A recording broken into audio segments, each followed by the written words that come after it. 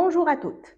Dans ce dernier grain, nous allons étudier la contraception d'urgence ou ce qu'on appelle la pilule du lendemain. Aussi, nous allons voir l'injectable et en dernier lieu, nous allons voir la méthode barrière qui est le préservatif masculin. Commençons par la contraception d'urgence ou bien ce qu'on appelle la pilule du lendemain. Alors, comme définition, c'est une méthode contraceptive qu'une femme peut utiliser pour prévenir la survenue d'une grossesse après un rapport non protégé supposé fécondant. Elle est prescrite dans les 72 heures suivantes. Parmi ces indications, elle est indiquée surtout en cas de viol, en cas de rupture du préservatif masculin ou féminin, en cas d'expulsion de DU ou bien de rupture de stock d'une méthode de contraception en cours. Concernant les contre-indications, elle est contre-indiquée chez surtout les femmes ayant des insuffisances hépatiques et les femmes ayant aussi des antécédents de grossesse extra-utérine ou bien de salpingite. Alors, pour le délai de la prise de la pilule d'urgence, une seule dose de la pilule peut être prise dès que possible après un rapport sexuel, mais pas plus de 72 heures après le rapport sexuel non protégé. Une seconde devrait être prise 12 heures après la première dose. Il convient néanmoins de l'avertir que plus l'intervalle entre ce rapport et la prise de la pilule d'urgence est lent, plus l'efficacité de ces pilules diminue. Je m'explique. Alors, vous devez prendre cette pilule normalement avant les 72 heures et une fois vous prenez cette méthode, normalement soi-disant le plus vite possible, vous êtes plus protégé. Alors, une seconde prise devrait être 12 heures après la première. Alors là, c'est selon normalement le dosage de cette pilule. Si elle est dosée à 1,5 mg, normalement, vous devez prendre une seule pilule dans les 72 heures. Si elle est dosée à 0,75 mg, vous devez prendre une et vous devez reprendre la deuxième prise après 12 heures d'intervalle. Donc voilà ce que je viens de dire. Dans le schéma posologique, il est préférable qu'elle ingère 1,50 de lévonorgestrel en une seule prise. Il est également aussi possible qu'elle ingère deux prises, une dose de 0,75 suivie d'une seconde dose de 0,75 après 12 heures. Pour les effets secondaires, donc il y a des nausées, il peut survenir des vomissements ou des douleurs abdominales. À la suite de la prise de cette pilule, de petits saignements ou bien ce qu'on appelle des spootings peuvent survenir avant la date prévue des règles. Ce qui peut arriver, c'est que les règles surviennent avec un retard. Mais vous devez prendre en considération que si le retard, normalement ne doit pas excéder 5 jours. En cas de retard des règles supérieur à 5 jours, il faut immédiatement faire un test de grossesse ou bien consulter un médecin. Parmi les effets secondaires, on a évoqué les vomissements. Donc, des vomissements, ils peuvent normalement survenir dans les 2 heures suivant la prise d'une dose. La femme doit prendre une autre dose de la pilule du lendemain dès que possible. Si elle prend des pilules ostroprogestatives, elle peut prendre un antiémétique, bien sûr, avant la prise de la seconde dose. Passons maintenant à la deuxième méthode qui est l'injectable. Alors, c'est une injection contraceptive qui est donnée en injection profonde dans un muscle, soit les bras, soit la cuisse ou les fesses, à tous les 3 mois. L'injection est un contraceptif hormonal qui ne contient qu'un seul type d'hormone, soit un progestatif. Alors, quels sont les critères d'inclusion de cette méthode? On peut bien sûr adopter l'injectable si la femme, bien sûr, elle est mariée en âge de procréer, mais il y a une condition qu'il faut respecter, c'est que cette femme, elle doit avoir au moins un enfant. Vous allez vous poser la question, pourquoi elle doit avoir un enfant? Parce que normalement, le retour à la fertilité après avoir injecté cette méthode, normalement, il est retardé et il peut arriver de 6, voire même jusqu'à 9 mois. Donc, c'est pour cela, normalement, que la femme, elle doit avoir au moins un enfant.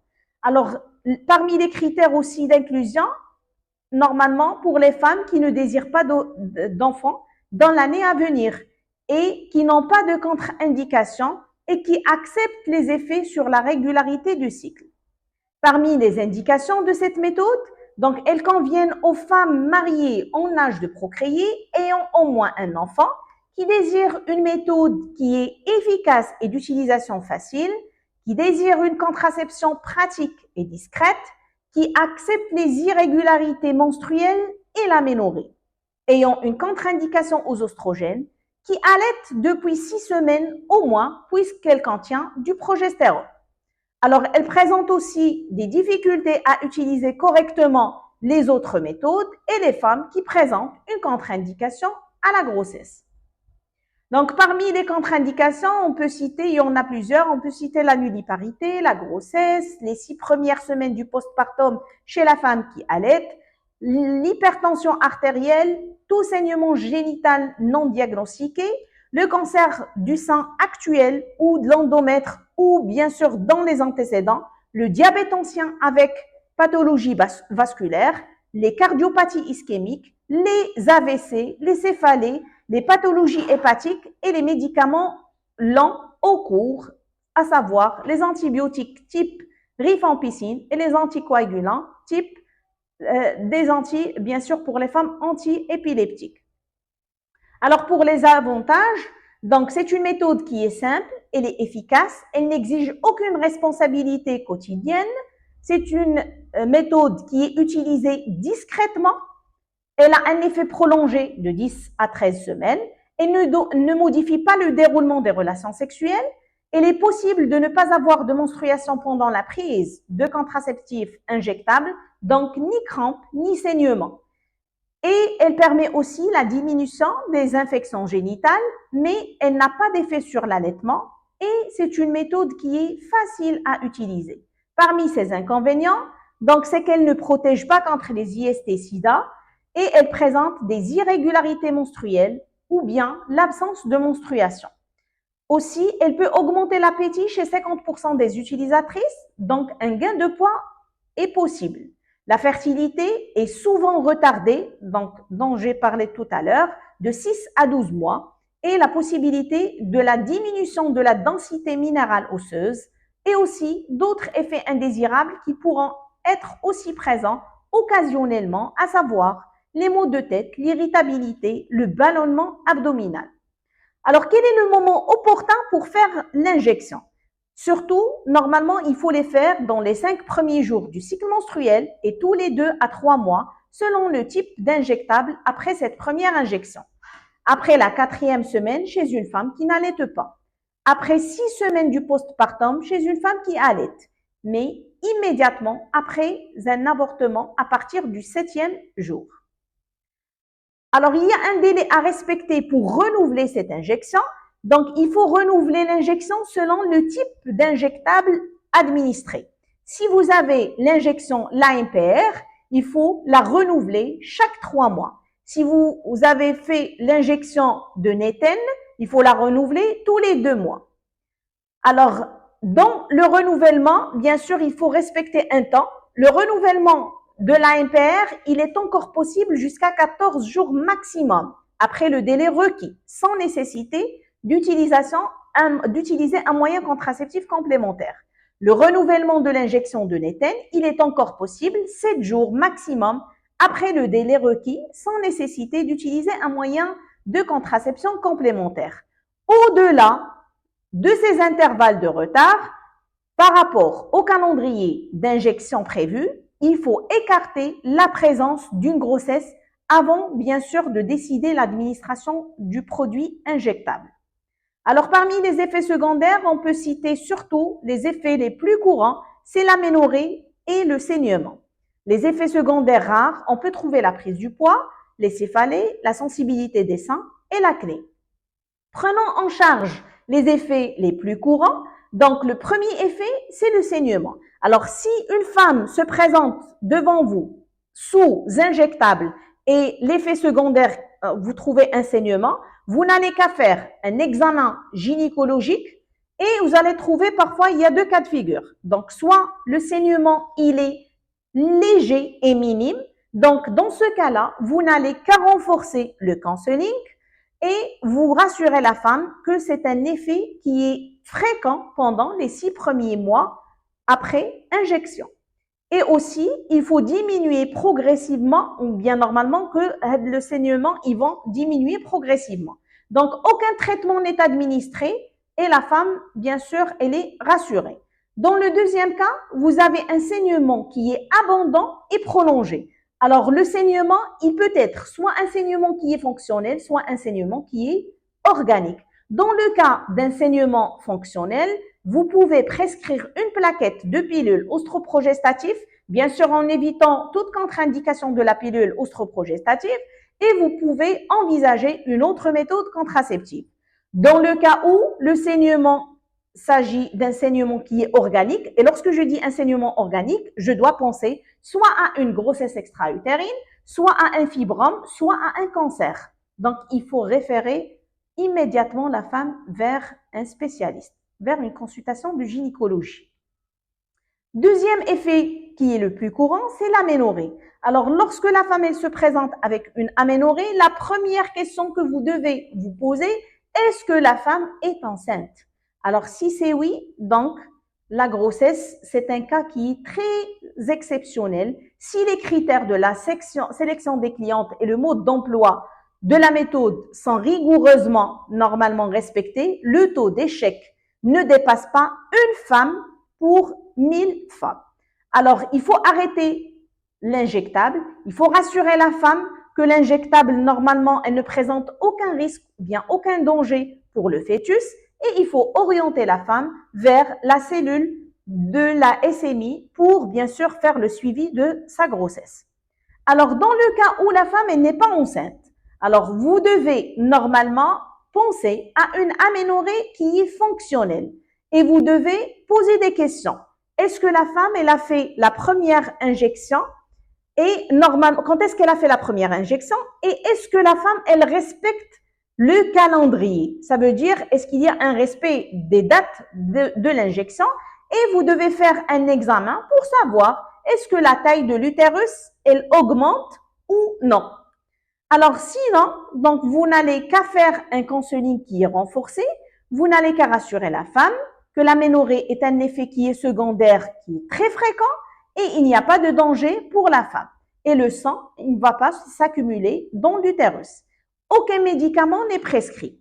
Alors, si la femme est rassurée, c'est ce qu'on veut. Si la femme n'est pas rassurée, vous pouvez lui prescrire une plaquette de contraception orale combinée, bien sûr, en évitant toute et en éliminant toute contre-indication, bien sûr, pour avoir ses règles et pour changer de méthode contraceptive. Alors, quels sont les signes d'alarme que vous devez informer la femme si elle adopte l'injectable? Alors, vous demandez à votre femme de consulter si l'un des signes d'alarme survient et lui faire répéter les signes d'alarme. Alors, vous devez retenir qu'il y a 3 signes d'alarme. Premier signe, c'est un saignement qui est important en durée et en quantité. Deuxièmement, c'est des migraines qui sont répétées ou bien c'est une vision qui est trouble. Donc, c'est des signes de l'HTA. Et dernièrement, les douleurs pelviennes sévères. Passons à la dernière méthode qui est le condom masculin ou bien ce qu'on appelle le préservatif. Alors, il s'agit d'un étui en caoutchouc que l'homme dispose sur la verge avant le rapport sexuel. Il constitue ainsi une barrière mécanique qui empêche le passage de spermatozoïdes vers le col de l'utérus. Il est non seulement sans danger pour l'homme et la femme, mais il est le seul contraceptif qui joue le rôle d'un moyen contraceptif et en même temps d'un moyen qui protège contre les IST-SIDA. Les condoms sont faits soit en latex, caoutchouc, soit en plastique, en vinyle, soit en produit naturel animal. Alors, quel est le taux d'efficacité du condom ou bien du préservatif masculin? Alors, les préservatifs sont de très bons contraceptifs s'ils sont utilisés correctement à chaque rapport. Ils sont efficaces à 85% jusqu'à 98% selon la façon dont ils sont utilisés. Alors, quel est le mécanisme d'action d'un préservatif? Lorsqu'installé sur le pénis en érection, le condom masculin crée une barrière aux spermatozoïdes présents dans le sperme et dans le liquide pré-éjaculatoire. Ils ne peuvent donc pas se rendre à l'ovule et le féconder. Alors, quels sont les avantages de ce moyen contraceptif? Il est très efficace dans la prévention des infections sexuellement transmissibles. Il est facile à utiliser, relativement peu onéreux. L'approvisionnement et le réapprovisionnement, il est facile. Il permet aussi à l'homme, c'est le seul moyen qui permet à l'homme de participer à la planification familiale et il permet aussi à l'homme de prolonger son érection. Et vous devez savoir que le préservatif, il est prescrit comme traitement de l'éjaculation précoce. Parmi ces inconvénients, le manque de spontanéité du rapport sexuel, il peut diminuer la sensibilité chez l'homme, réduisant ainsi le plaisir sexuel. Il y a le risque de déchirure pendant l'acte sexuel et il peut être détérioré lors de sa conservation par une chaleur excessive ou bien par l'humidité. Alors les indications, l'impossibilité bien sûr d'utiliser d'autres méthodes contraceptives, l'oubli de la prise de pilule par la femme pendant 2 jours ou plus, et c'est une méthode qui est intermédiaire en attendant que la femme ait ses règles pour choisir et débuter une autre méthode contraceptive. Alors pour les effets secondaires, il n'y a aucun effet secondaire sauf la réaction allergique au latex ou au lubrifiant, ce qui est très rare. Les points à retenir, un préservatif ne doit pas être utilisé qu'une seule fois. Les préservatifs aussi peuvent se périmer, conservez-les donc dans un endroit frais et utilisez-les avant la date d'expiration, sinon ils peuvent se déchirer.